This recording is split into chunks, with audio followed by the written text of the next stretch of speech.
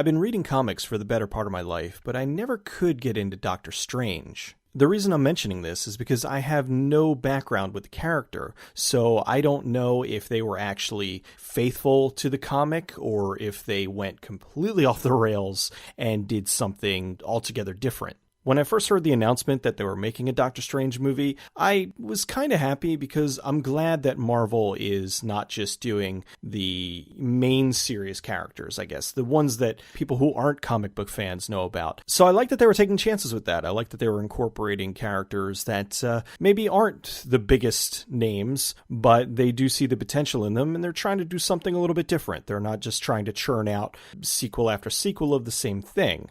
Then they announced the director, Scott Derrickson, who is somebody I really liked his work. He did a movie called Sinister that is just awesome. I did a video on it a while ago, and I love Sinister. I think it's a great horror movie.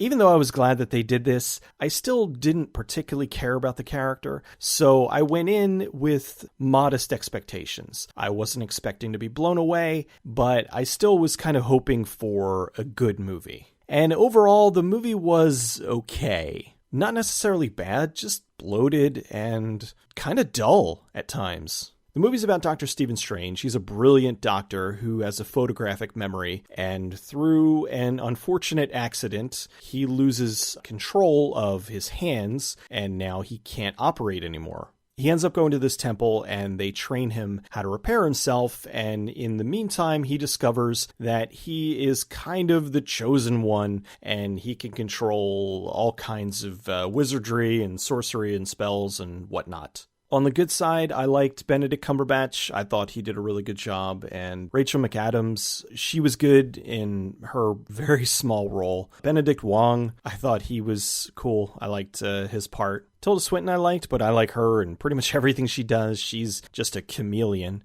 And Scott Adkins was in this. It made me really happy. He's an up-and-coming action star who I love the guy. I think he's awesome. If he was around in the 80s or 90s, he would have been like the next Arnold Schwarzenegger, Steven Seagal, Jean-Claude Van Damme. The guy is just incredible. And seeing him pop up in a big movie like this is really cool. And unfortunately, he didn't really have a big part aside from badass henchman that gets into super blown out fist fight, but hey, anything to give the guy more exposure. Some of the effects, the way that they warped the world and time and space that you can see in the trailer, but it's kind of expanded upon in the actual movie, looked very cool. The downside is that while some of the grandiose effects looked amazing, some other things looked just awful. Earlier in the film, there's a car crash, and it is embarrassingly bad. For a movie that was not cheap, it looked terrible. Like the car is bouncing all over the place. It could not have looked any more fake. That was some of the worst CG in the movie.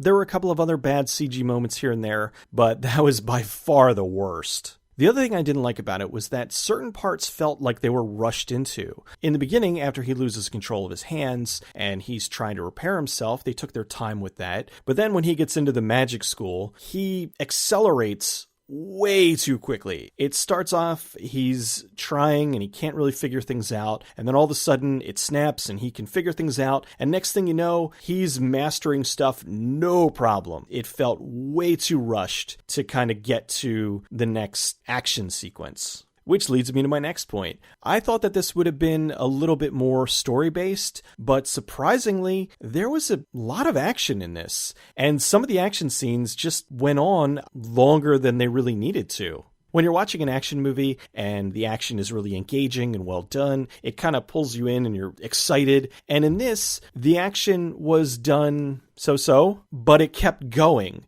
So there were parts where Doctor Strange was fighting someone, and then he's fighting two people, and then he's fighting another person, and then he uses his warp thing, and now he's fighting somebody in another place. And it kind of kept going. And then he goes away and comes back, and then there's another action sequence. It felt like they were all crammed together. There was no real flow to them, so I didn't care.